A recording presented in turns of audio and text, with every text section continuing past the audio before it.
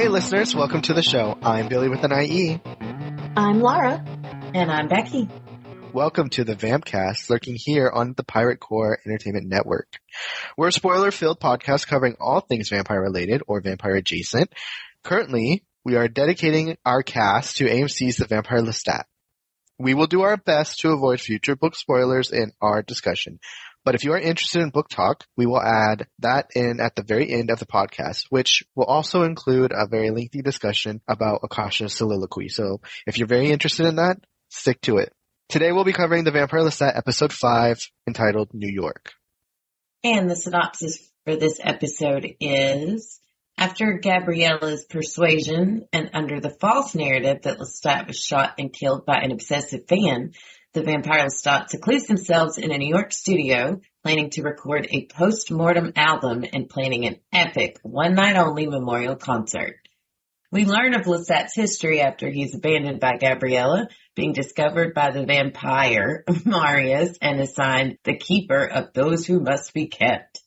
Meanwhile, Louis continues to play house with Regina, aka Claudia, and Armand reveals the truth about their relationship to Daniel. Dun, dun, dun!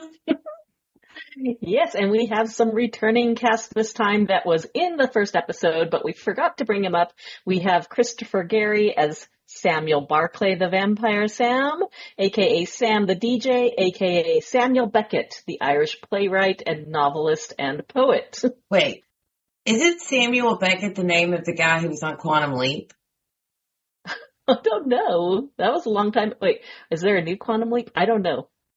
I watched Quantum Leap in the 80s. I'm Googling it because I think that was, it's irrelevant, but I think that's his name. There is an Irish playwright named Samuel Beckett, and they have imagined him as Sam the Vampire. It is Sam Beckett. Cool. I think Beckett also might be a reference to Anne's longtime assistant. Oh, yeah? Yeah. He encompasses many, many things. He was a cool guy monk, and I think he published a poetry book at one point. Oh. How cool would that be to have somebody in a book or a show named after you? Mm-hmm. Uh-huh. Well, just like Louis' pseudonym, Thomas Pitt, you know. Mm-hmm. For Tom Cruise and Brad Pitt. Right. I did not put that together. You didn't catch that? Well, this is why I love y'all. You broaden my mind. We're absolute nerds. But the best kind. Right. All right. We have a couple of new cast members, too. First of all, we have Christopher Herendal. I hope I said that right. I'm not sure. He is playing Marius de Romanos, and he was in, Mark will appreciate this, he was in Monarch, Legacy of Monsters as General Puckett, and he was also, funnily, in the Twilight movies, playing a vampire named Marcus in the Volturi. So he was Marcus, and now he is the vampire Marius. He played a vampire in the show Van Helsing, too, which is a Netflix series. He has got the vampire thing down. Mm-hmm. You need a vampire, just call up this guy. Mm-hmm. And also we have the arrival of Sheila Atim playing Akasha, the Queen of the Damned. And she was in the movies The Woman King and Dust Bunny with Mads Mikkelsen, which I just saw last month. And great show if you get to catch it. Boy, did she burst into this scene. Oh, so good. And I'll declare it. She's no Aaliyah, but she's magnificent. She's fantastic. I'm completely content with who they casted as Akasha. I'm happy. Mm-hmm. And that's all I wanted was to be like, yes, I can see Akasha this way. I'm going to be controversial and tell her I'm going to say she is better than Aaliyah because really? Aaliyah was good, but she was such a petite little thing, and it's hard to imagine her as being super powerful. And this woman is statuesque and strong looking, and I'm like, oh my gosh, she is going to make a killer Queen of the Damned. I'll have to wait and see what she does in the subsequent episodes before I say if she's better than Aaliyah. I'm a huge Aaliyah stan, and you know, I love her music too, so we'll have to wait and see. But I can play with the idea because I was pretty impressed myself, so. Yeah, I read an article where she dove into this character and how she pulled off that soliloquy, and the effort that she put into it just gave me so much more respect. And even just that brief scene that we saw with her, But I'm with you, Billy. I'm going to wait and do a full comparison until I see how it all plays out. But I love that she did not go and obsess and watch Queen of the Damned with Aaliyah. She's like, that was her thing. I don't want to step on that. I'm going to come into it the way I think it should be done. I just respected that. That was a great article. If I can find it, I'll send it and we can add it to show notes because it was really cool to hear her take on it all. I also want to note that that movie was edited a specific way, so some of the more interesting scenes with Aaliyah in it were cut from that movie. So keep that in mind as well. Is there an extended version, Billy? I feel like I've seen an extended version, but I remember watching like a documentary about it and talked about how because the movie was really long and they put so much of the budget into the soundtrack that they had to cut a lot of the scenes with, and that was one of the things that made Anne mad about that movie was that they cut some really important stuff out of the story and they tried to make it seem like this like love story when Queen of the Damned is not a love story. Nope. There's romance in it, of course, but it is definitely not a love story. So regardless, Aaliyah's characterization of Akasha was a little flattened because of it. And you can go back to a Adrenaline Cinema podcast and pull up our review of Queen of the we did Damned cover to that, see didn't what we? my We did. opinion of that show was. We did. But before we jump into this episode, we'd love to hear from you. So go to our Facebook or Instagram pages at facebook.com/The Vampcast Podcast or at The Vampcast Podcast on Instagram. And I often repost things from The Vampcast Podcast on my Instagram, so it should be very viewable. There you can find posts on the topics that we'll be covering, and feel free to leave us a comment so that way we can read them on the episode. You can also send us an email or a recorded voice memo at thevampcast143@gmail.com. Or check out our parent network website at piratecoreentertainment.com, where you can check out all the other shows and movies being covered on the network. And while you're in the podcast player, maybe leave us a kind review. It helps us to get noticed.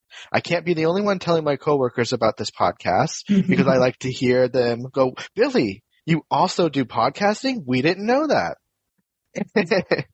And you can find us on all the podcast players of choice, such as Apple, Spotify, Amazon Music, etc. Plus, we'd love it if you'd shared the podcast with a friend or maybe shared one of our posts. It is all helpful. And just a quick note about our format change. In the past, we've done highlights, which is hard to cover the entirety of the show. So we are now going to go through either scene by scene or major scene by scene or storyline by storyline and just throw our thoughts out on those topics and kind of work our way through the episodes that way. So with that, let's drop our initial thoughts on this episode. My initial thought is, man, every episode gets better and better. The flashbacks, though brief in this episode, are still impactful and help fill in the gaps of why Lestat is the way he is. And the casting crew has hit another home run. They do it every single time with the casting of Sheila Atim as Akasha, because she blew me away this episode.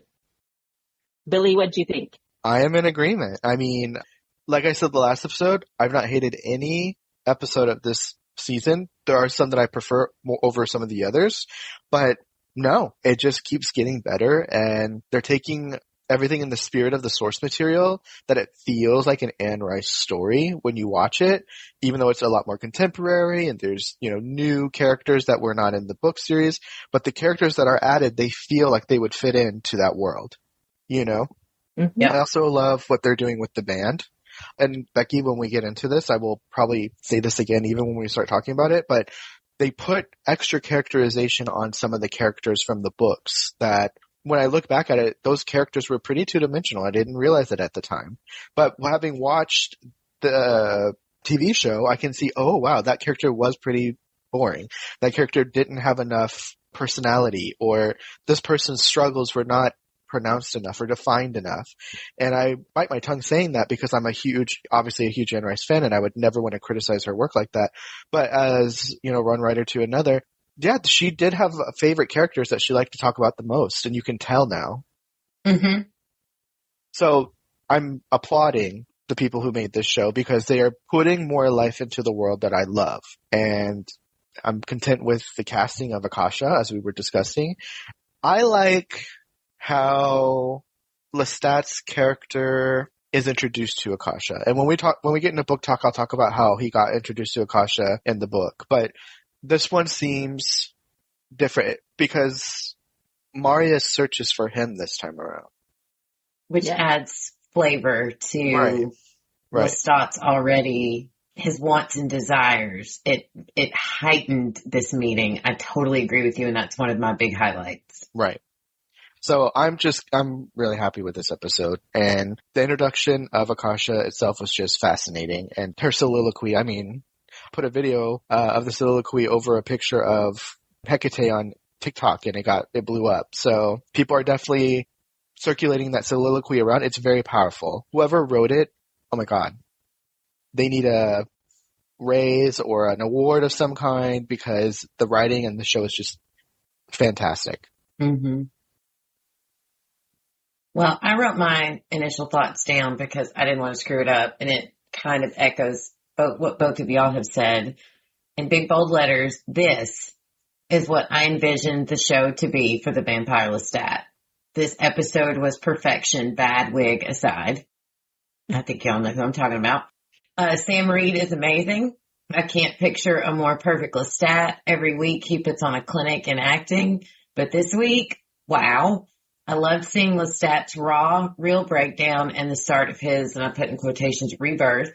Seeing him stripped bare and allowing his feelings to be felt rather than burying them, it was beautiful. And how all that led to him finally finding his perfect sound.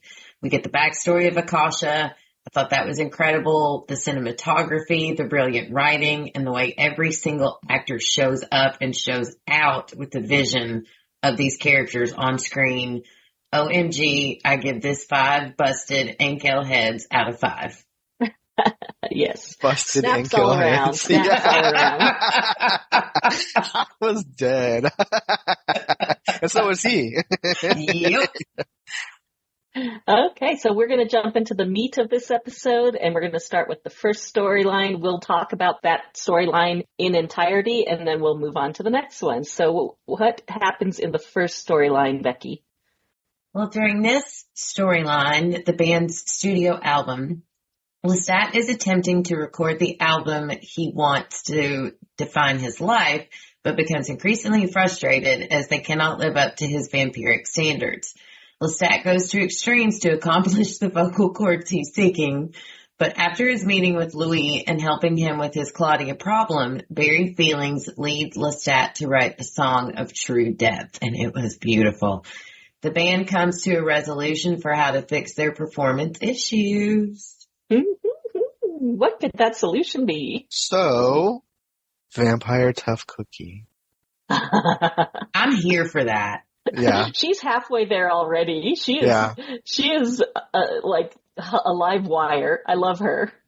Well, I think it's interesting too because, as you know, Laura, in the books, it was often talked about how vampiric voices went up in octaves that human voices could not go.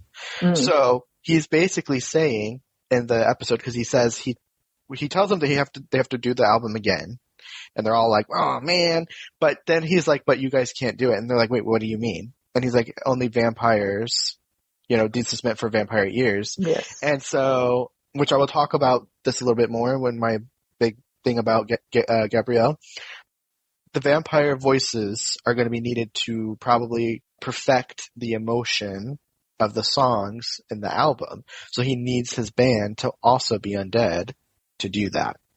I loved how they basically just, for the love of music, they offered themselves up because they desperately want to continue on this journey. And I didn't see it as, ooh, cool, we could be vampires. I saw it as we have literally put our blood, sweat, and tears into trying to help this man find his sound.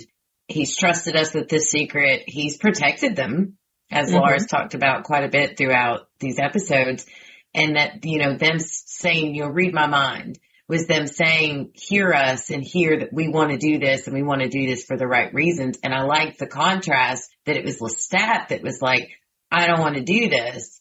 Here's why. And then that segues into an absolutely epic storyline that we get with Akasha. So I loved how all that played out with the band. Mm-hmm. I love a few of the hints we get as Lestat is narrating what got us to this point. He said that because of a second mass shooting that was happening at the same time he was shot at, it kind of was swept under the rug. And so he's playing off that he's dead. He's been Elvised, I guess. People are like suspecting he's still alive, but officially Lestat is dead. And they create an amnesia fund for people to forget who like to not talk about this. They're paying off Yarda. They're paying off Dr. Fareed. They're paying off all these people to like keep this under wraps that he's still alive.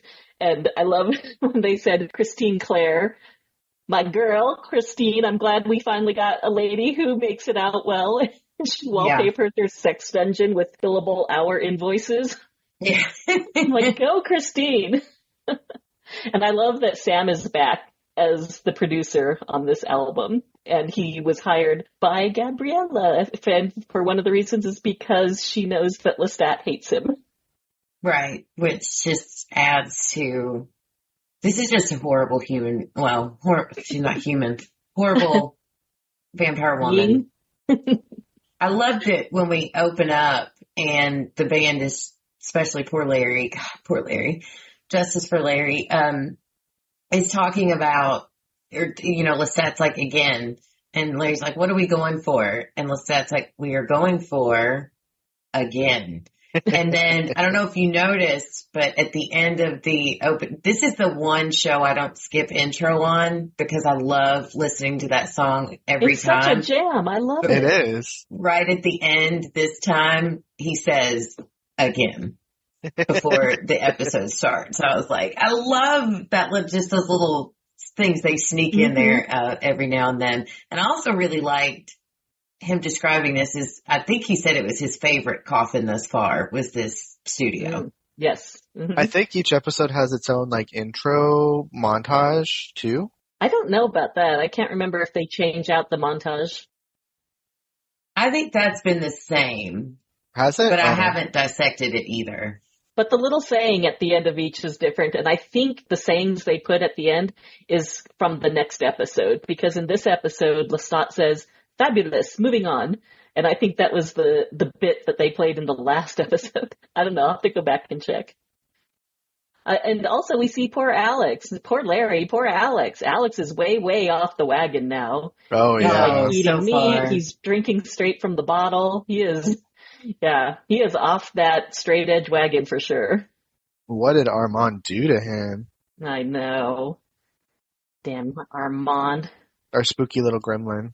One of the things is, since we're talking about the studio, I kind of wrote out each song and just notes about each song. We don't have to go through them all, but my favorite thing about the way they put the music into this episode, and they may have done it in the past ones, but I really paid attention this time because I watched it like 14 times because we were podcasting on it. But the way the segue into each song fit flawlessly with the storyline, but not in a way that slapped you in the face.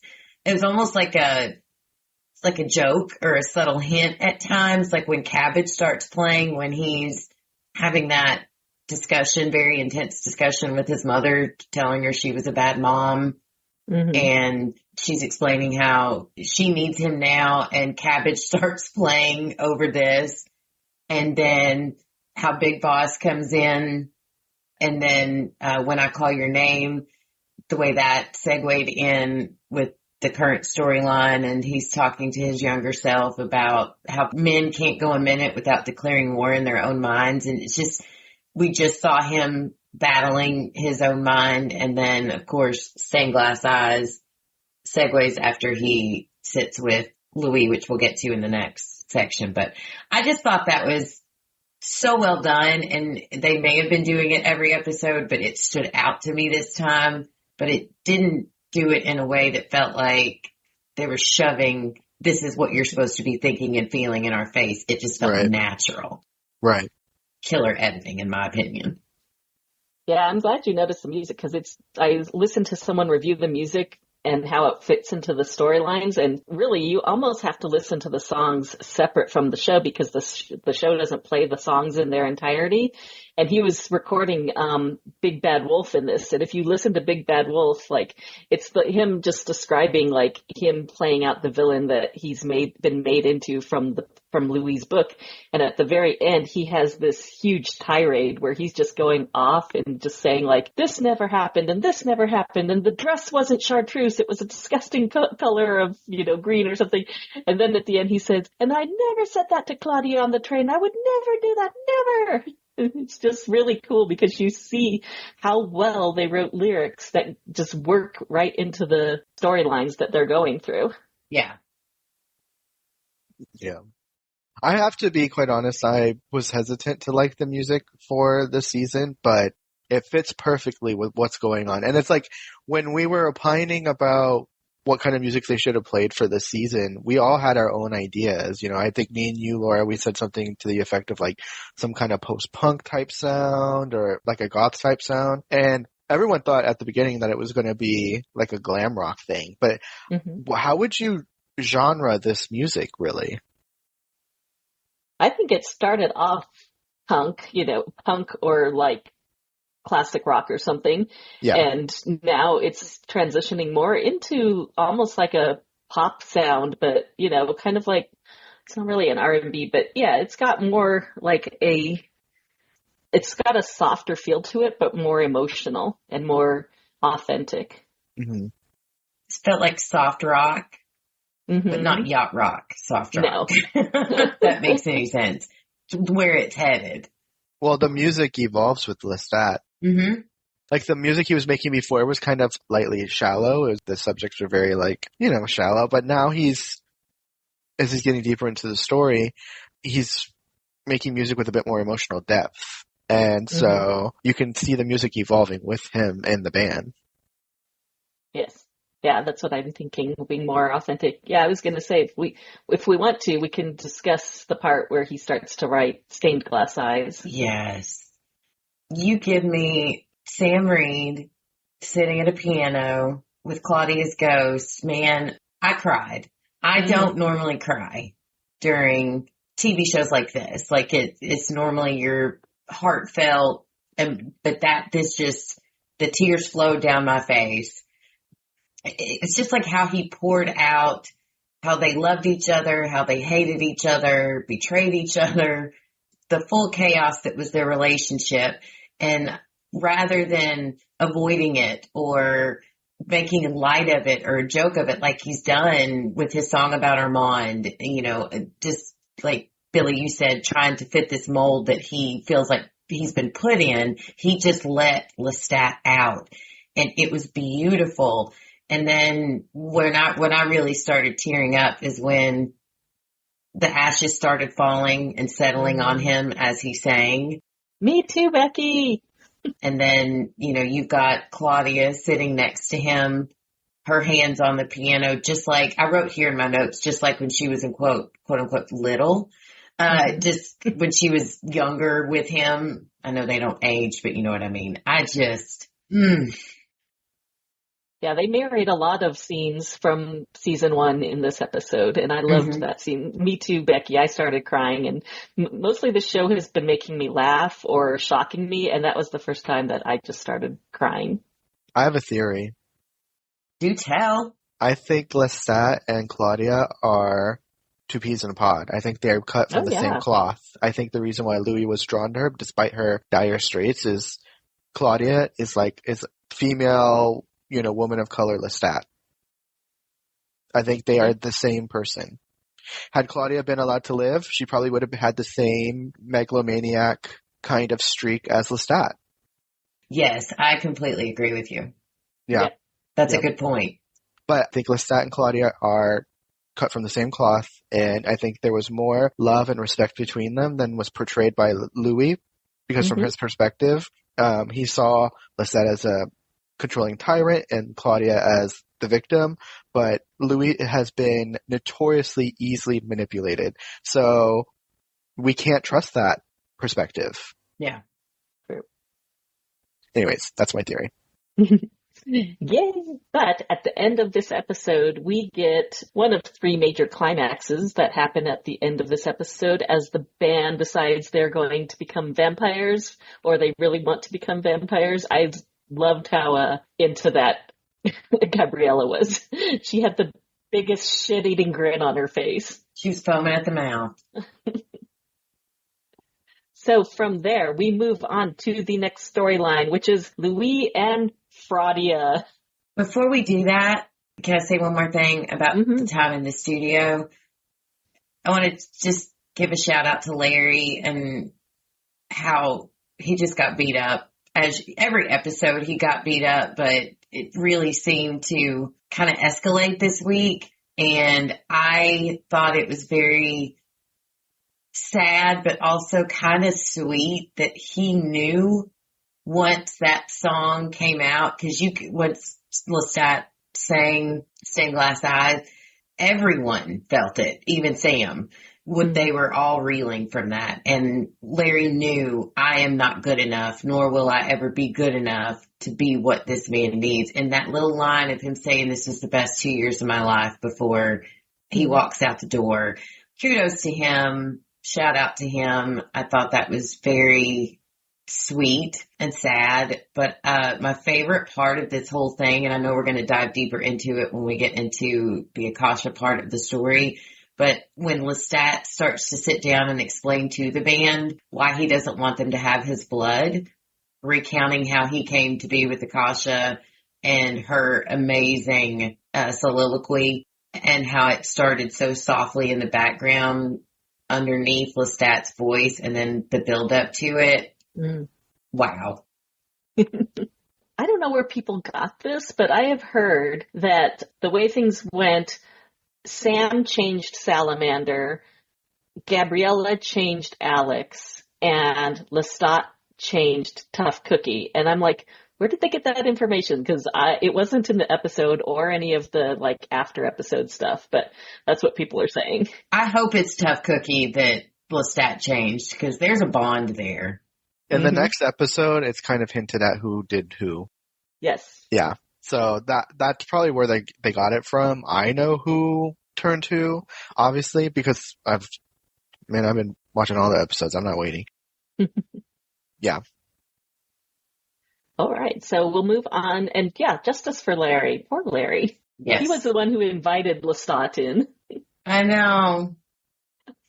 All right. So the synopsis of Louis and Fraudia is living out his real life OnlyFans fantasy. Louis and Regina and off-Broadway Madeline are playing out scenes from their life together to resolve his crippling guilt. In desperation, Louis reaches out to Lestat for help. So this was a sort of short storyline, but very impactful, I thought. That whole Madeline, Claudia making out at the table. Oh, yeah, that was so uncomfortable, so I didn't like cringeworthy. it. I feel like even Louis, no, that he was definitely didn't like it. Like light bulb one went off in the 3-light ceiling fan that was like, maybe this isn't right. When he knew Madeline and Claudia, they had more of we don't know if they'd gone into a whole physical relationship yet. They kind of hinted at it and they said, well, we'll see where it goes. But they did have a very sweet, deep love for each other. And it just seemed like this fake Claudia and fake Madeline were just thinking of this as like some sort of kinky sex thing. And they just start making out at the table. Yeah, it was very gratuitous. I think that was the point, though, because they wanted to show how this person who resembles Claudia was definitely not Claudia. Yeah. Mm-hmm. And that is one of the ways she is definitely not Claudia, is because the love that she shared with Madeline was a bit more higher than, some lustful physical relationship. And so I think that was done on purpose to emphasize that this is not Claudia at all. This is a whole other person. And I think that's when Louis starts realizing, I think I have a problem. Right. And which escalated when they were in the boat together. Yes. So them being at the restaurant was reminiscent of he, Armand, Claudia, and Madeline being at the restaurant in Paris. The scene on the paddle boat is reminiscent of he and Claudia in the bayou on the rowboat catching fireflies. And I just thought that was really another cringeworthy scene where she's like, you can turn people to stone, turn me. And he freezes her and he goes to touch her hand and he just gets this like look of revulsion on his face. Mm-hmm. Because he wouldn't have been able to do that to real Claudia. Yeah. Mm-mm. Her vulnerabilities and her fragileness is more pronounced in these moments, I think. And although we talked about at length, despite the fact that Claudia, the real Claudia, had vampirism, she was still vulnerable to things that, women of color are still vulnerable to. She's still a vampire. So even then, she's got more durability than the average, woman. So when he sees her susceptible to those abilities, it shocks him. It pulls him out of the fantasy that he's been living. Yeah, plus I think it's like, if you say you're in college and you go on this road trip and it's like the time of your life, the most amazing thing you've ever done, and you decide to do that maybe 10 years later, and like, I'm going to try and do the same thing. It's never the same. No. You might be like trying to imitate it, but it's never going to feel the same to you. Yes. That's a great comparison. Mm-hmm. Although I did notice, does it seem like Louis is gaining more powers? Because we'd never seen him freeze a person before either.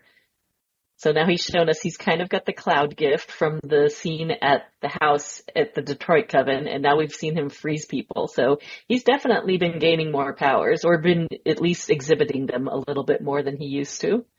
Maybe they're getting stronger. Yeah. Yeah, and he's living longer, so he's just Yes. using more of his powers, which he doesn't tend to do in the books. He doesn't really use vampiric powers all that much in the books. He's described as the most human of the vampires. Mm-hmm. He doesn't even have mind reading, I believe. Mm-hmm.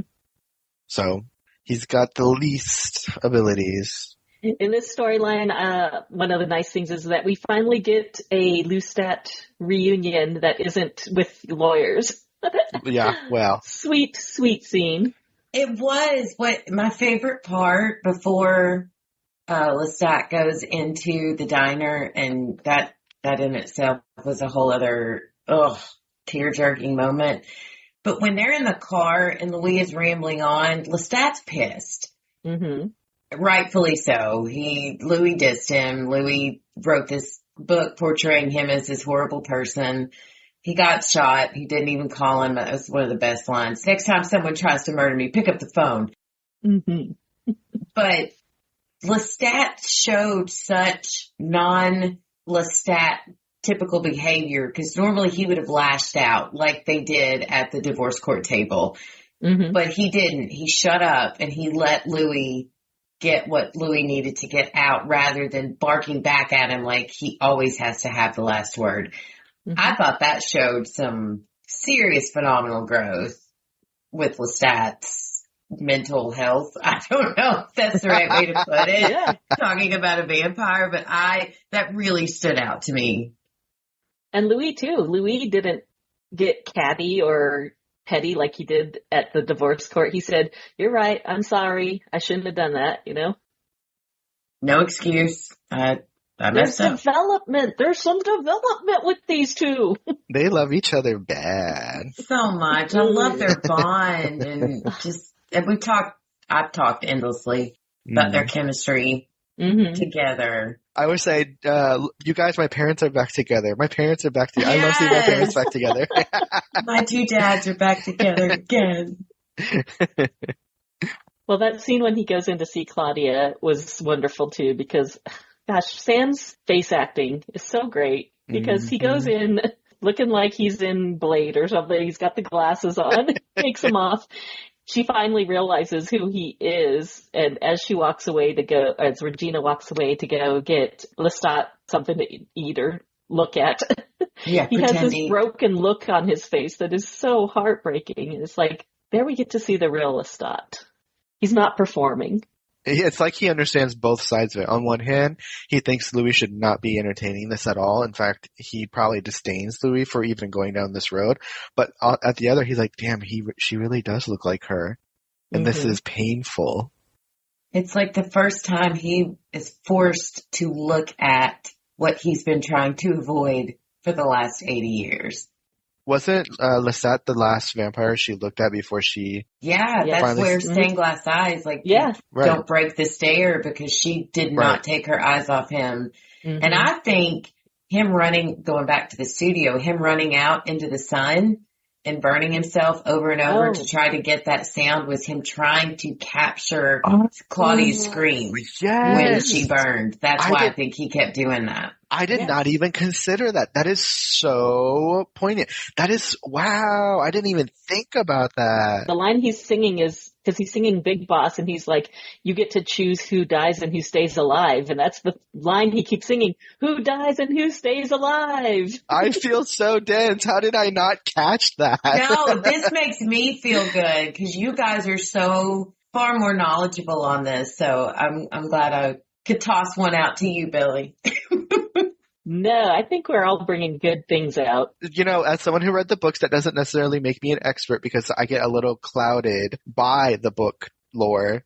That understanding what AMC's creating can be lost on me sometimes because they're clearly trying to take it to a different, level. And so sometimes the book makes me elude that understanding. So it happens, man. I'm not. Well, speaking of this whole thing with Regina, fake Claudia is not in the books, but I love how they use it as a catalyst to spur Lestat on to writing the song for Claudius, the Stained Glass Eye song, and maybe also spurring something else that might happen in the next episode. Yeah. You can start healing Lucette. What's their bromance name? Lestat or whatever. Lestat. Yeah. Mm-hmm. But I think that emphasizes my earlier comment about I think Lestat and Claudia had a much more profound relationship than was let on because we hear about how sad Louis was about what happened, but no one talks about how sad Lestat was about it. And he clearly had some big feelings about her being killed. Mm-hmm. Except for the end scene of last season.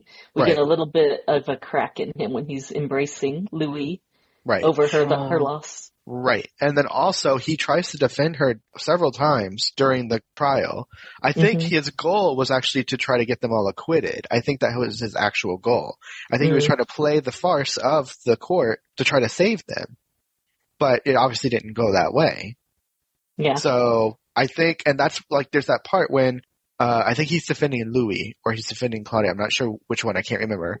But Santiago gets a little frustrated with him because he's like, no, there has to be a verdict of, death for somebody.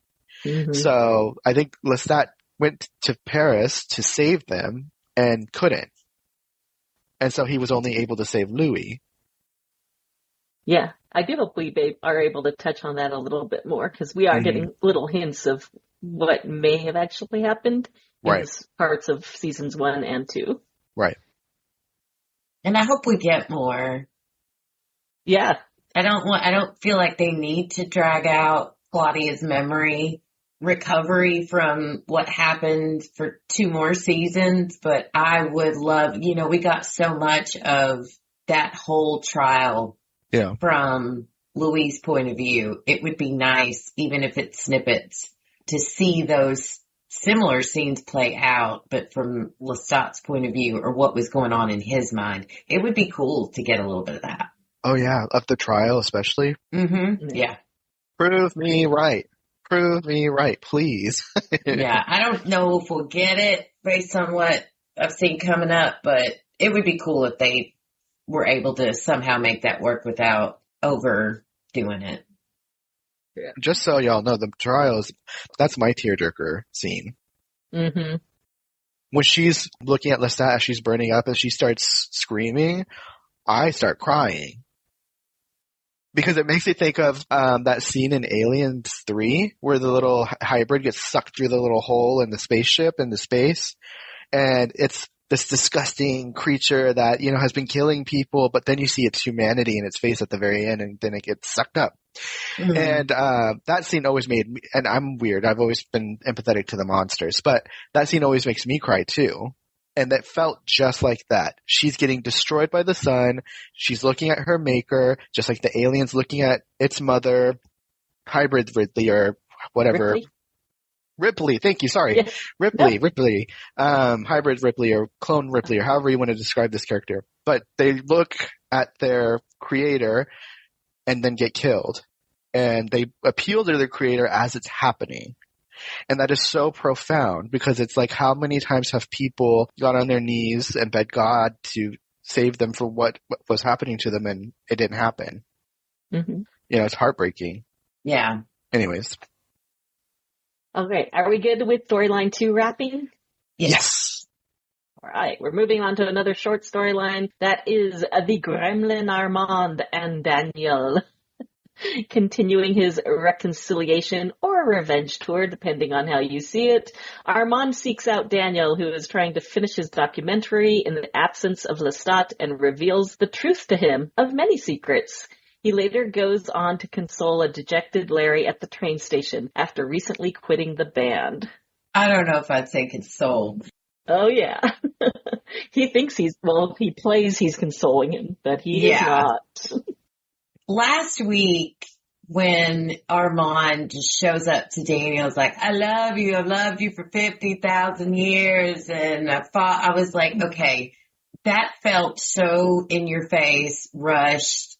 It was so unbelievable. And I already struggle because we all know, again, love the actor, just don't love him being cast as Daniel.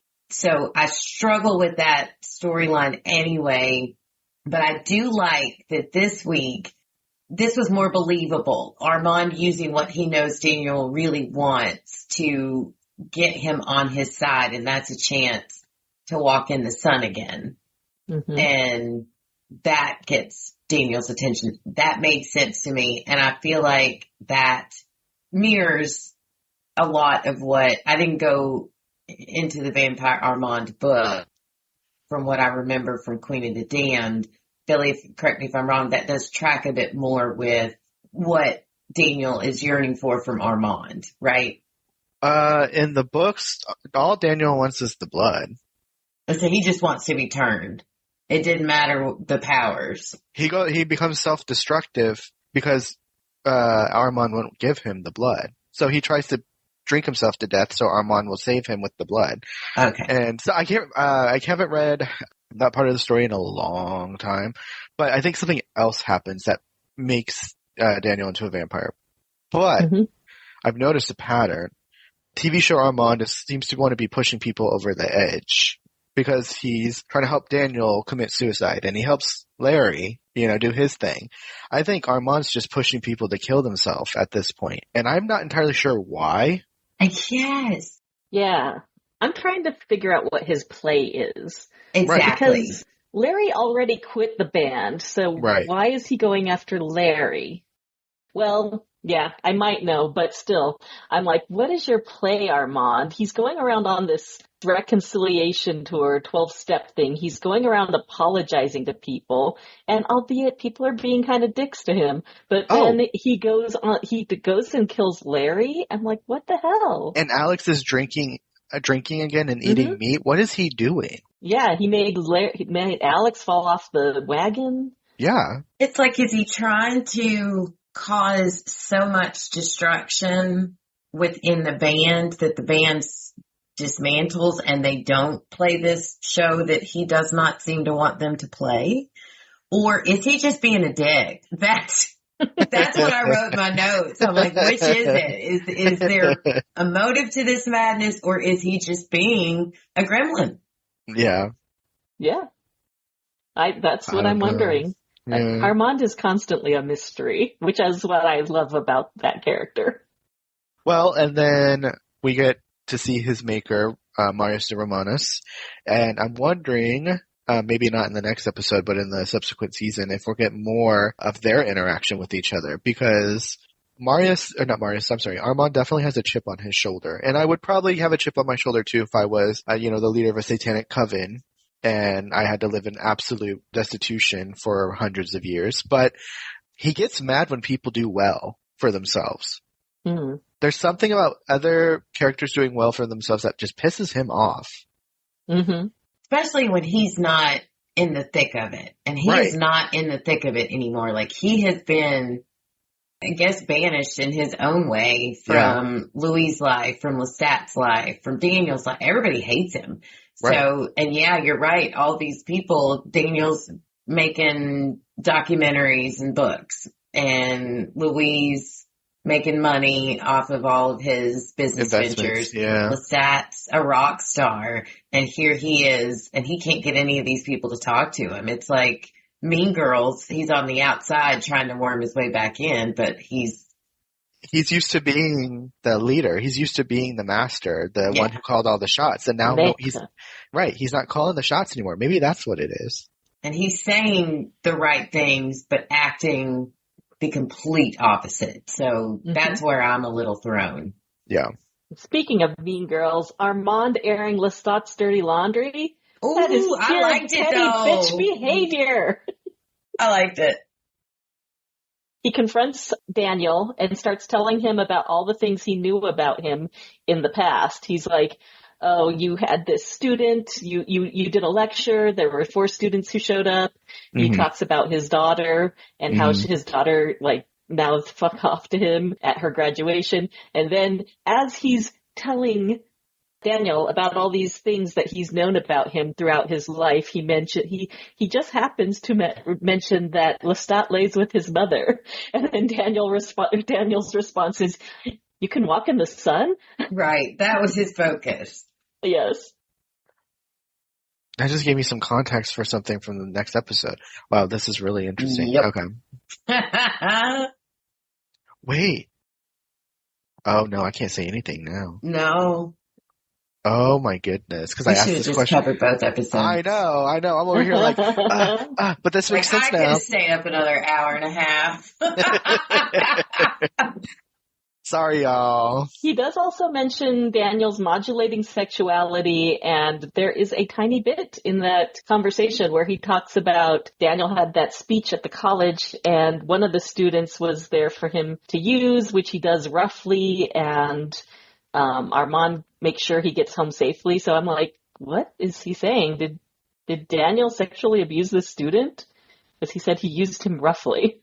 Maybe he did. It sounds like it. That's what it sounded like to me. Yeah, and it doesn't seem to be something that Daniel wouldn't do, because we hear that story about what he did to the girl in high school. Vampire Bourdain has a lot of darkness. Vampire Bourdain. I love it. That has got to be his name from now on. Vampire Bourdain. He looks like him. He does. He kind of looks like him. Except that I love Anthony Bourdain, and sometimes Daniel can be a real ass. No, I think Anthony Bourdain is a lot more gentler and kinder of spirit than Daniel Malloy. Oh, 100%. Well, the last part of this storyline is that we get Armand at the train station. Larry's sitting there talking to some girl on the other side of the tracks, just telling him how much she loves him, trying to get dirt on the band. Are they making a record and everything? And the subway goes by, and all of a sudden, from the corner, I love how they shoot some of these scenes. Larry's just sitting there, and then out of focus to the right of him or whatever, you just see Armand has appeared, and you're like, this can mean nothing good. I mean, I actually thought Armand was going to feed off of him. I'm like, what's Armand going to do? I know he's up to shit, but what is he going to do? And then he tells him to rest. And, Larry just looks at him with these glazed over eyes and says rest. And when he walked to those train tracks, I jumped out of my seat. I was like, so shocked. And Armand just sits there without moving at all. They even said when they shot that scene, Rollin thought, when he was watching it in editing, that they had actually frozen the camera. But no, that was Assad the whole time, just sitting stock still, not moving at all. Nailed it. Yes, and he looked he didn't look menacing or anything. He just looked kind of bored. He did. It's almost like, oh, well, that was fun, I guess. What next? I don't know. Armand this season has become such a mystery. He's an agent of chaos. I mean, oh, Jesus. For sure. What does he say? I'm the devil's minion and he grants my every wish. Something like that. Ugh. Justice for Larry. That's all I have to say. Poor Larry. Well, with that, we get to rewind back to our final story. And which one is that, Billy? After his 80-year dirt nap, Lestat is abruptly awakened by the vampire Marius, Armand's mysterious maker, who takes Lestat to those who must be kept, the King Inkil and Queen Akasha, the mother and father of all vampires. Existing as living statues, Marius gives Lestat the express orientation my apologies, before leaving him to tend to them for 10 years. But Akasha is not as docile with the brat prince as she was with her former keeper. All I want to know is they had all that money this season to do so much great stuff. They could not have put a better wig on that man's head. You are not the only one. That took me out. I was like, for one, Marius had long, glorious blonde locks, and they may have close cropped it to emphasize his Romanness and the fact that Lestat's the one with the pretty long hair. But in the books, he's got long, glorious, long locks, and it was done like that on purpose because Marius is supposed to be an aspect of Lestat, the more rational, reasonable, logical aspect of Lestat, because I think she loved Roman philosophers and thinkers, and she wanted to give Lestat not a new maker, but a proper teacher. And so I didn't like that they did that wig. That was an ugly wig. It made me so, and I was like, okay, I officially cannot take a single thing you're saying seriously now, Marius. And it's not your fault. Great actor. No. But a bad hairdo can ruin a lot of things. I guess it didn't bother me that much, and I don't mind that he had the short cropped hair. It made me feel like he was more Roman. So I don't mind the shorter hair, but I thought I just loved his accent because in my head I just keep on hearing, "What is this?" That's all I can think of when I think about it. Like, what have you done? Oh my god. Oh my god. Oh my god. The vampire from freaking Sesame Street. Oh my god. Oh my god. Oh shoot. He is, isn't he? I'm gonna have to rewatch the episode now. Loved it. I just Count kept laughing. Marius. It was so funny. I do like how they introed him with Lestat talking to the band about what being music as being born, and then it's showing Marius pulling him from the dirt.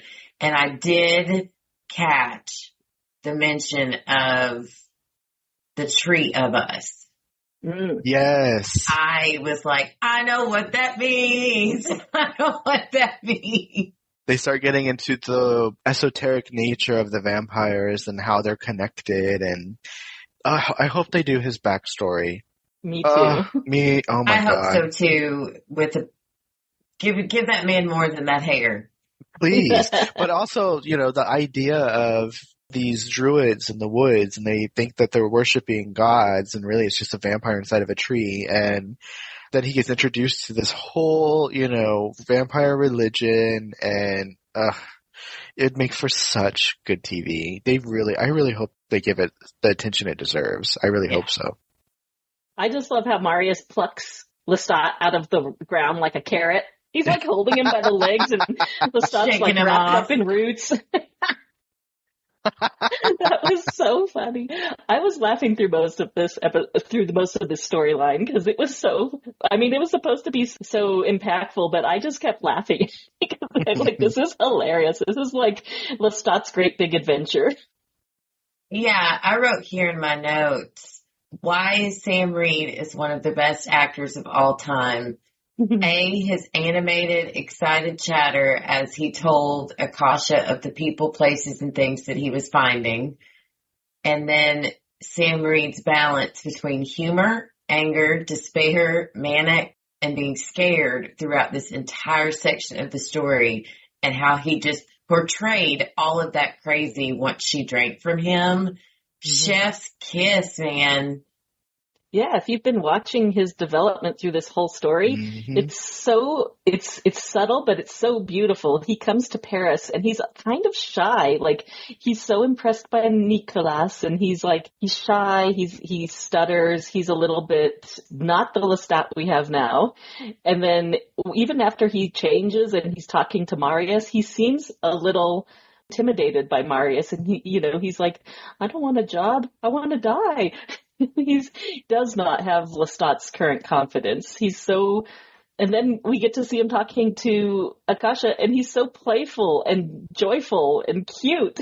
Like, oh my God, pre-Akasha Lestat was kind of like a little nerd. Reminded me of like a young boy finding a bug in the garden and rushing, Mother, look what I found. Well, Marius tells him that he needs to become obsessed with living. Mm-hmm. And basically, like, you need to drink from the cup of life, essentially. And so I think that's kind of why he chose Lestat in this instance, is because he was so low, and he needed to revitalize him and in turn get Akasha to pay attention to the current era. Because he said, go into the dust in the throng of the city and bring presence of the present and things like that. So he's trying to get someone with the potential to be fully alive and fully living to come and kind of, I think he was trying to tempt Akasha to wake up. I think that's what he was trying to do. I wonder, because it seemed like he was pretty upset that she was awake at the end there. But you're right, Billy. He does say to Lestat, find yourself, Lestat, as I have lost myself. So, Right. he needs to go on a little sabbatical. He's having his own little mental breakdown. So he really quickly tells, he's a terrible manager. He tells Lestat only the very minimum of things to do, and then he splits. Well, he does say, I've been keeping them for 22 years in such a rate, in like an angry voice. I think he's upset. He was upset that she woke up for him, for Lestat, not himself, Marius. I think that's why yeah, he's angry. jealous. Has he been watching them for 22 years, or did it just take 22 years for him to hear Akasha? According to her, it was 23 years. 23, yes. Sorry. He says that as he's storming out of the the shrine. I've been watching them for 23 years. So. Well, he says 22 and she says 23, or she wouldn't talk to him. It took her 22 years to talk to him. Oh, I and see. As soon as he's gone, she whispers to Lestat 23. I think that's the number. But I liked how two things came out of this. One is he learns, we get this progression of why music became so important to Lestat and how we ended up where we are today with him trying to create this album to explain his life, because that's how he communicated with Akasha for so long. That's how he's related to so many people for so long through the art of music, starting with Nikki. I felt like that was showing us why this album and this music at this point is so important to him. But I also loved that it, for the first time in a very long time, Lestat felt needed, wanted, and like Marius says before he messed up and woke her up, worthy. Yes. And he had just been abandoned by Gabrielle 80 years prior. And so it was not just a new mother, but the mother of all vampires who wanted him around. So, it all comes full circle. Yeah, he definitely, I think that was one of the things that helped build this confidence that he has today. Right. And the humor. Yeah. Yes, and I love that you brought up the music too, because when I first started watching this, I'm like, well, that's not book accurate, because Lestat didn't have any musical talent in the books. He was just someone who appreciated music, but he didn't have any musical talents himself. And then we see him in season 1 playing the piano, and obviously now he's playing lots of different instruments and singing and everything. But the show explains it by giving him this longer storyline with Akasha, which I loved. I love that he becomes their keeper for 10 years rather than just being with them for 2 days like he is in the books, because it just gives him much more connection to Akasha. it builds that bond, Mm-hmm. and that come to me. So he can walk around telling people, I have the blood of Akasha. And I'm going to say that I don't believe Marius when he tells them this story. He tells Lestat this story about leaving Enkil in the sun. Oh, Enkil dead. Enkil's got a huge hole in the back of his head. I don't think that comes from being out in the sun. They're the sacred font. They don't burn up in the sun. Mm-hmm.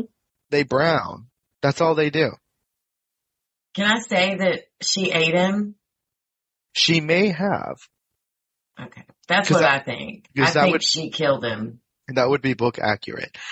Well, in the books, he restrains her from doing something, and then subsequently she kills him. Mm-hmm. But it takes like a very long time. Everything they do takes hundreds of years to do. But yeah. And we see Lestat being the petulant brat that he always is. And right. Honestly, I am surprised it took him 10 years to break a rule, because we see it's the turn of the century. He's having this great New Year's Eve dinner party. I wrote down the invitees are his fathers and brothers, represented by cabbages.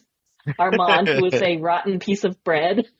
Magnus is the painting, or not Magnus, Marius is the painting that Marius painted. I think we see that in like maybe season 1. And then Marie Antoinette is randomly there as a piece of cake. I mean, he would have been living during the time of Marie Antoinette, so I guess it makes sense, but why he invited her to dinner, I don't know. And then Gabriella has an empty plate sitting at the table. And as a New Year's Eve gift, he puts a tiny drop of his blood on Akasha's lips because he's only supposed to be feeding her ashes, which I thought was another great invention of the show. It's like, you just give them ashes. That's all you give them because the blood will be too much. And this is what really gets her to start, like, animating. I like, too, while he was tending, I put in quotation marks, tending to her, because that looked a little freakier than just giving the girl some ashes.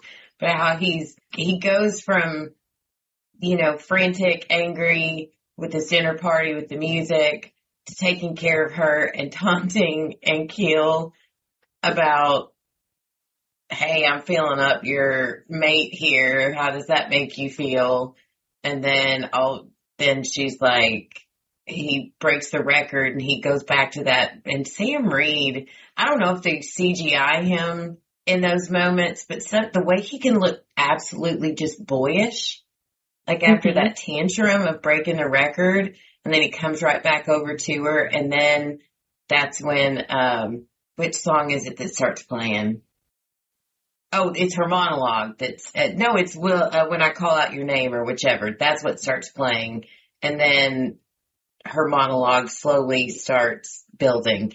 That just was like, I loved that. I loved that whole thing. I wasn't sure how I was going to feel about it because it was evident from the previews that we got. They weren't doing this the way the book laid it out. But I'm with you, Billy. Like you said in the beginning, I think this was brilliant.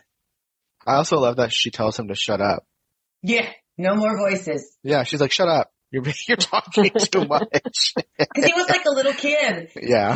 Mom, why are the skies blue? Why am I here? Am I evil? Is my evil sanctioned? But what does he say? Sanctioned by nature or divine air? Where is God? And I like that she knocked the scoop over when he asked, where is God? And I feel like she was kind of saying like, yeah, I'm right here.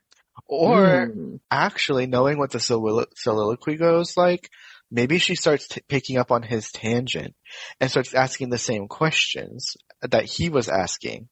And that's when she comes to the conclusion, I am God, I am. Right. And that's cool. That part when she goes, I am, that was biblical. Mm-hmm. That's what God says to Moses in the burning bush. Right. And I think she makes references to Mary, Mother of God a couple times in her thing. I think she starts questioning the legitimacy of, the Judeo-Christian religions while she's talking about it. And then she goes, well, that God does nothing, but I'm here. I am God and I can answer.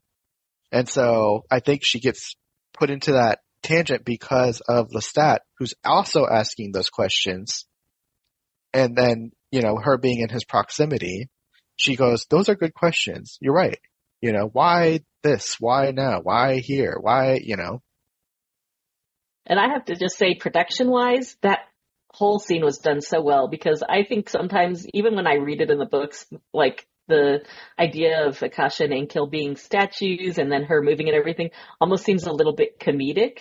But the way they did it, like with her slowly moving a tiny bit every time we see her, and then we don't see her move, but we hear the scoop fall off and hit the ground. I'm like, that was amazing. And when, Lestat turns around, she's fully sitting up, but they don't do it so that it looks cheesy, which is, I'm glad about, because it kind of takes you out of it where you're like, oh, this is so goofy. But when she goes down to chomp on Lestat's neck, she was frightening looking. They did an amazing job with the prosthetics and the makeup and everything. That was so cool, because she did look like she was made of like animated stone.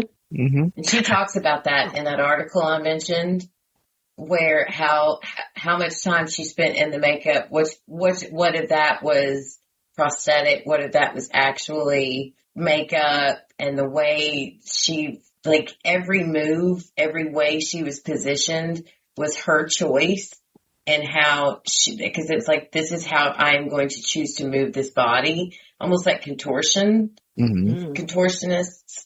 It's such a great article. I should have just sent that link, and I'm sorry I didn't. Well, that concludes the scenes. If we have any, do we have some quotes, notes, and needle drops? I have a lot. I have a couple. I have 2 quotes. One is where Lestat's in the beginning, he's like, so straighten your tie, inflate your lips, be it mouth or labia.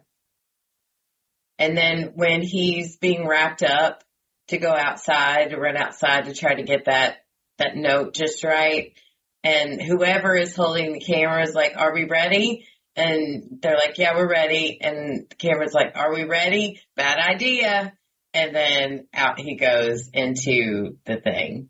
And then one moment is where he's mad at Armand at the dinner and throws rotten bread Armand up against the wall because you were supposed to watch the music, Armand. I don't even know why I invited you.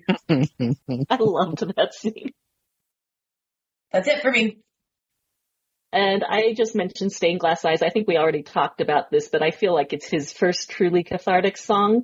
The songs before were punk and rebellious, but now he's moving towards his more introspective period. And we also get Big Bad Wolf. I think I'd mentioned, listen to that song on its own, because his rant at the end is so superb. Tough Cookie, I love her saying to Lestat, I don't play metaphorical drums. That actress is so funny. I love her. I love her as Tough Cookie. And you mentioned this already, Becky, but I love how this little line takes us into the intro with, I'll fall down, the intro song. He says, straighten your tie, inflate your lips, be they facial or labial. We are going to trace my self-taught musicianship back to its weird and haunting origins. That's right. I'm finally going to talk about the Queen. That was so good. And now I give the floor to Billy. All right, y'all. I had a little bit more time on my hands today than usual, and I started thinking really long and hard about Gabrielle/Gabriella. A lot of people like to drag her online, and I don't see the problem with her characterization. And I feel like not all people, but some people kind of flatten her a little bit. But when reading the books, her character is a little flat. So I wrote a little bit of I guess you could call it an essay. I'm going to try to read it as fast as possible because we've been talking a long time already, and I know that everybody's, wanting to wrap up soon, but here we go. So, the study of Gabriella continues her contempt of life, of motherhood, and her son, Lestat de Liancourt. The most striking similarity between Gabrielle de Liancourt and TV Gabriella de Vecchi is that neither woman is comfortable with the role society assigns to her as a mother. For both versions, motherhood is not an identity they embrace but an obligation imposed upon them. Gabrielle loves Lestat in her own way, yet her love is frequently overshadowed by her desire for freedom. In the novels, she often seems to regard motherhood as a biological accident rather than a sacred bond. She endured marriage, childbirth, and aristocratic expectations because she had no real alternative as an 18th century woman. As a result, she develops a profound alienation from traditional femininity. She is intelligent, curious, and ambitious, but her society permits her none of the freedoms granted to men. The tragedy of Gabrielle is that she spends her mortal life trapped in a role she never truly wanted. When Lestat turns her into a vampire, immortality gives her something she has craved all along: escape. Unlike many newly made vampires, Gabrielle does not become fascinated with power, romance, or companionship. Instead, she becomes fascinated with independence. She cuts her hair short, dresses in men's clothing, travels alone, hunts alone, and gradually abandons the social identity of wife and mother. Lestat expects that immortality will bring them closer together, but the opposite happens. The more freedom Gabrielle gains, the less interested she becomes in maintaining family relationships. To Lestat, this feels like rejection. To Gabrielle, it feels like finally becoming herself. This creates one of the most painful dynamics in the Vampire Chronicles. Gabrielle genuinely loves Lestat, yet she often dislikes aspects of his personality. She finds him theatrical, vain, reckless, needy, and emotionally exhausting. Lestat constantly seeks connection, validation, and love, whereas Gabrielle desires solitude and self-sufficiency. She frequently views his dramatic emotional crisis with a mixture of affection and impatience. There are moments when she seems almost embarrassed by him. She respects his courage and intelligence, but she has little tolerance for his endless hunger for attention or his tendency to make himself the center of every story. What makes the relationship fascinating is that Gabrielle sees through Lestat more clearly than anyone else. While many vampires view him as a hero, a savior, or a troublemaker, Gabrielle recognizes him as a frightened child who never stopped wanting his mother's approval. Lestat spends much of his immortal life trying to earn from Gabrielle the emotional devotion she cannot give. She is incapable of being the nurturing, possessive mother he wants because becoming a vampire has only intensified her desire to escape all forms of dependency. The television version, Gabriella di Vecchi, amplifies some of these themes while making them more emotionally explicit. The series places greater emphasis on her suffering as a woman, constrained by patriarchal expectations, and on the resentment that develops from years of sacrifice. Unlike the often detached and enigmatic book Gabrielle, TV Gabriella appears more openly conflicted. Her affection for Lestat is visible, but so is her frustration. She says to him openly, "In Spain, I didn't need you anymore. You don't need anyone around you. What does not need you anymore?" Breaks the circle. She seems acutely aware that motherhood consumed her life while providing little fulfillment. Consequently, her relationship with Lestat is colored not only by love, but also by bitterness and exhaustion. Ultimately, both women represent a challenge to the idealist image of motherhood. Anne Rice's Gabrielle is not a nurturing mother who lives through her child. She is a woman who longs to escape motherhood altogether. The television adaptation preserves this core trait. Both versions suggest that Gabriella's deepest identity is not mother, but self. Her transformation into a vampire is therefore symbolic. It is a rebirth into a life where she can finally exist according to her own nature. And as an aside, I will say that she alchemizes this love she has for her son outside of motherhood with the incest. It is her only way to stay connected to her son without having to be that character, that role for him. The tragedy for Lestat is that the moment he gives his mother absolute freedom is the moment he loses the closest he desperately hoped immortality could create. This disappointment is intensified by his undeath. The vampires frequently suggest that vampirism comes with the capacity for profound feelings of loneliness and desolation. It's likely the full spectrum of human emotion is intensified by their condition. Melodrama, burning passion, volatility, and an inclination for casual cruelty may simply be normal expressions of vampire nature that are elevated beyond human emotional expressions. When people express disgust or disdain for Gabrielle or Gabriella, in my opinion, they flatten her by her character and their understanding of vampire nature and subsequently human nature. Because it feels like they like the idea of a liberated woman in theory. But when a woman performs liberation, it disgusts them. It frightens them. It confuses them. It's like, well, this wouldn't make sense for this character. Yes, it would. Book Gabrielle and TV Gabriella, they're two sides of the same coin. TV Gabriella is doing what Book Gabrielle wants to do. She wants to be cruel, and she wants to be lustful, and she wants to be alone. She doesn't want to be just this cool, calm, collected person who cuts her hair short and dresses and has mannerisms of a man. She wants to do all the things she talked about doing in the books, and now she's doing it on TV. I do not think there's a good argument against the TV version Gabriella. Now, that doesn't mean that my words are the only words that should be considered in this argument, but I feel like she gets flattened too much. And I love the TV version of Gabriella. I think it is a perfect representation of who this character was in spirit. Anyways, that's all I had to say about that. We think that was well done. You are definitely a writer and a very good one. I don't fully disagree. I loved your depiction of book Gabriella. That was what I was going into. When I read or listened to the books, I saw her not as a docile person, but as a woman who is like, this is who I want to be. This is what I'm going to do. I'm going to go off and do my own thing. What I don't like about this Gabriella is she seems just manipulative. Like it doesn't seem to me like she's someone out wanting to live this life on her own. Like she keeps coming back. I feel like she continues to manipulate Lestat for her own personal gain. Her speaking about the loathing of motherhood and Lestat's raw back to her, you were a bad mother. I feel like she does that because she knows it hurts him. Like everything she does with Lestat feels to me to be intentional and purposely vicious. I don't think that makes her flat. I think that makes her a very interesting character in their relationship, a very interesting dynamic. But when he says, he asks again, why did you leave? And she explains why she left. And he looks at her and he's like, you need me now?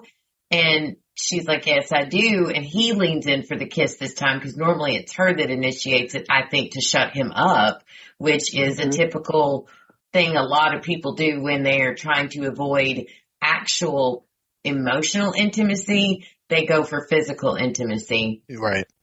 And then the look on her face after he broke from the kiss and started to walk away, to me, she looked almost, I couldn't figure out if it was annoyed or if it was contempt, but I don't think she has any love for Lestat. I don't feel like the Gabrielle in the book, I felt like she loved him in the best way she knew how.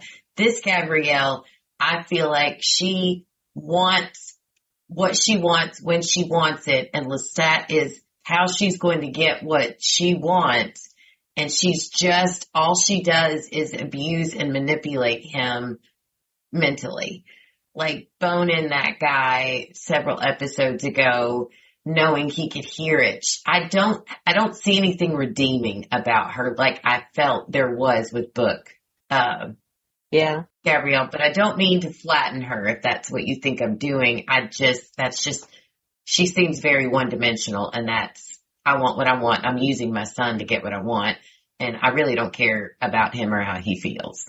I just feel like her characterization in the show gives more depth and texture to the Gabrielle of the books, because it is believable that a character like Gabrielle, with all her social constraints and everything inside, and you have to, and I say this very lightly because I know nothing about being a woman in America, but I would say that as logic follows, this might be likely. Modern women are more liberated socially than 18th century women. Would you agree? Mm-hmm. Yes. Okay. Well then, with that being known, if you had gone from female hell and now had the ability and the power to do whatever you wanted, how do I phrase this question? How quickly would that pendulum swing on your behavior is what I would ask. You get absolute freedom, ultimate power, and not only that, but you can keep in mind the fact that Gabrielle's a white woman, which means she has a bit more agency than the vampires of color. What would you do with that? I don't think I would manipulate and purposely hurt my child. Well, not necessarily that specifically, but like your moral compass starts spinning. really fast. Because now you realize you're outside of all those rules. You're outside of all those expectations. And it's a complete game changer. And the kind of duress that she's probably existed with, it does something funky to the brain. You know what I'm saying? That's what I'm saying. That's all I'm saying is don't be so hard on TV Gabriella. I think TV Gabriella is a fair and even great portrayal of Gabrielle of the books. And I feel like when people criticize her for the things that she essentially wants to do, I feel like it's a double standard and it kind of flattens her as a character. That's all I'm saying. No, I get it. I do. I see your point. I just can't see past this just mean behavior towards her son. I could get it if she were treating Louis like that. Not that it's right to treat anybody that way, but to see this wounded boy who you knew before you became this immortal person, you played on his insecurities then, and you're really playing on him now.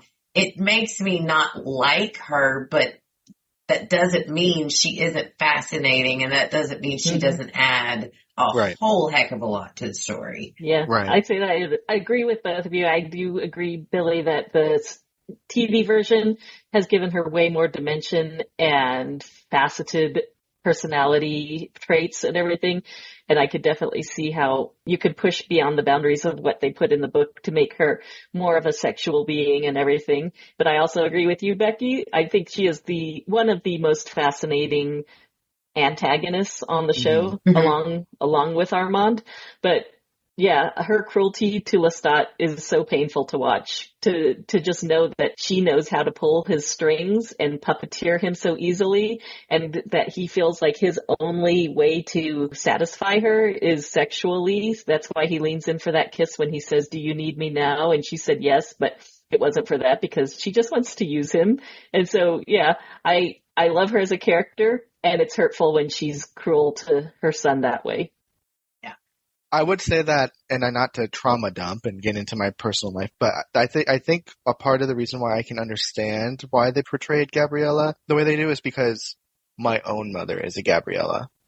And so it's very familiar behavior to me.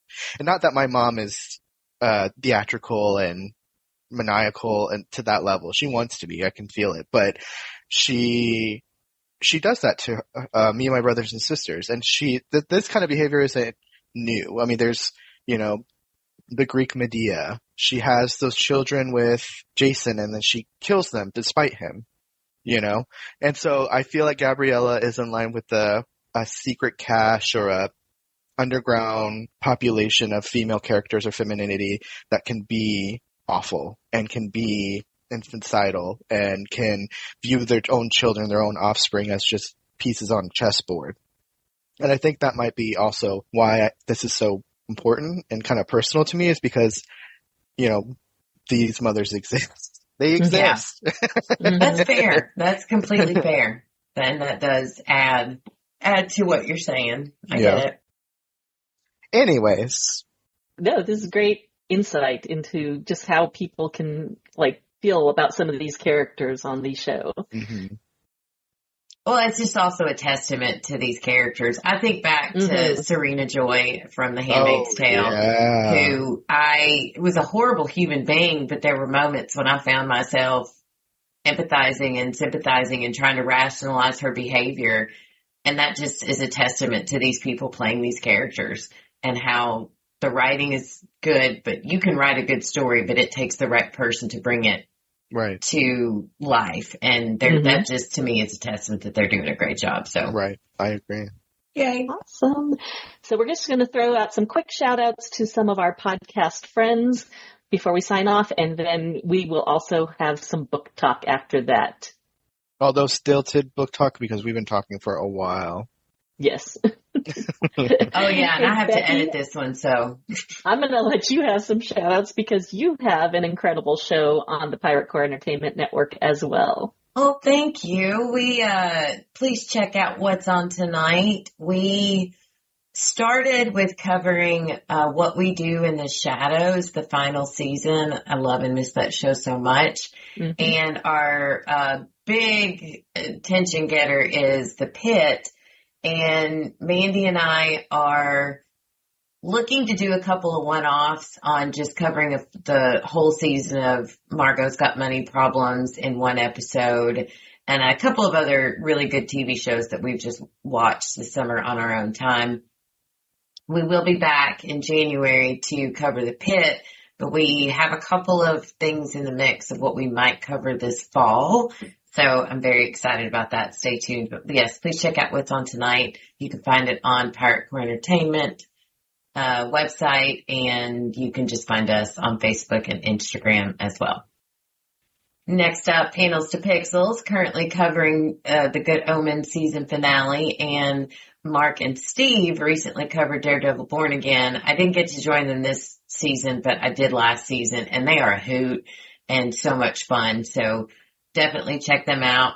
Adrenaline Cinema podcast, where Mark and all of us and different people at different times cover all action movie shows. Some interview, our previous coverage of Interview with the Vampire is on Adrenaline Cinema podcast, and Mark is looking to get them moved over here as well. So, but if you're looking for those, and it was some really great conversations, please go check out Adrenaline Cinema podcast. And then a shout out to my girl Mandy, who does Dinner for Her, which is a podcast about real life historical women like Dr. Montessori and Eleanor Roosevelt.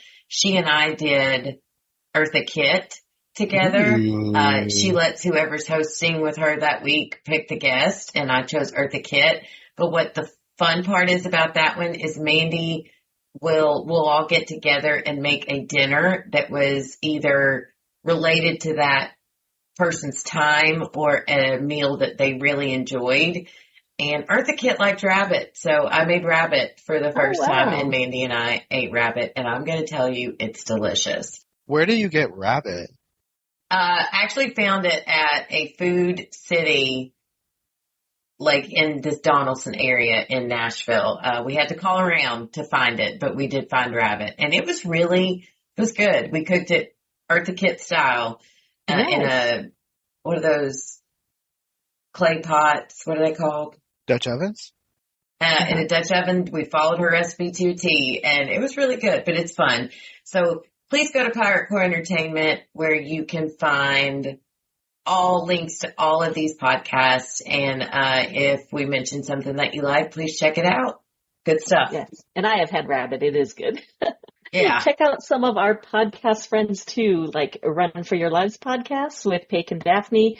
They're covering all sorts of horror and action films, and they just recently covered Midsummer, which is such a crazy mixed up movie. But check that out. Podcastica Network is currently covering The Testaments.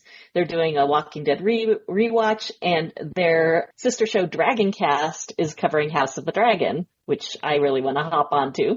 Oh my gosh, I'm listening. That is one I am watching the second it comes out, and Veronica, Daphne, and Wendy are killing it. Yes, I can't wait to start on that. As soon as the finale of Vampire Lestat happens, I'm hopping on to House of the Dragon, because I am a person who can only do one series at a time. That's fair. I got like 50 going. TV podcast industries with our friends Derek and John are on a well-deserved vacation, but they recently covered The Boys, Spider Noir, and Invincible. So check out those podcasts. We'd love to throw them a little love. They're so good. If anyone else has anything else to say, speak your piece now, or we sign off. No, it's your effing time. Yeah. No, I'm good. Well, that's our coverage of season 1 of the Vampire Lestat episode 5. New York next week will be covering episode 6. Montreal. I put question marks in there because I couldn't remember what it was. If you're interested in book talk, we will be covering that as soon as we sign off. But for now, I'm Lara. I'm Billy with an IE. And I'm Becky, the Devil's Minion. Thanks for listening. And we are into spoilerish book talk. beware. If you have not read the books and don't want spoilers as to what might happen, don't listen. We're going to keep this brief, though. So, we talked earlier about Marius' fury and jealousy over Lestat, or Akasha's reaction to Lestat. In the book, he is much angrier. In fact, he expels Lestat for it, tells him to get lost, because he's like, I've been tending to them for hundreds of years and they have not moved. And you're only here for 2 days in the books. You're only here for 2 days and that bitch has stood up.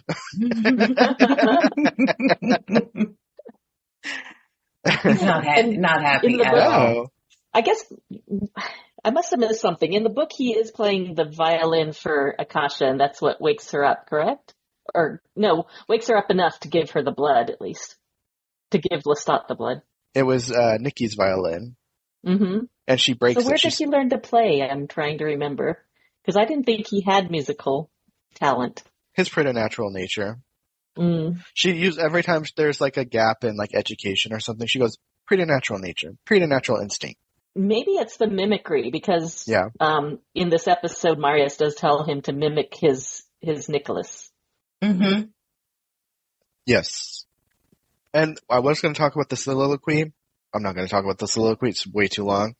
But there's lots of references to very important characters, like the twins, where she says, and why is her tongue cut out? And things like that. And then she mentions Amel, who, if you've read the books, you know Amel is the reason for it all.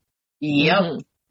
He is the reason why they exist. And hopefully it just stops with there and they don't go into the Atlantean alien thing. But Amel, she name drops Amel, she makes references to the twins.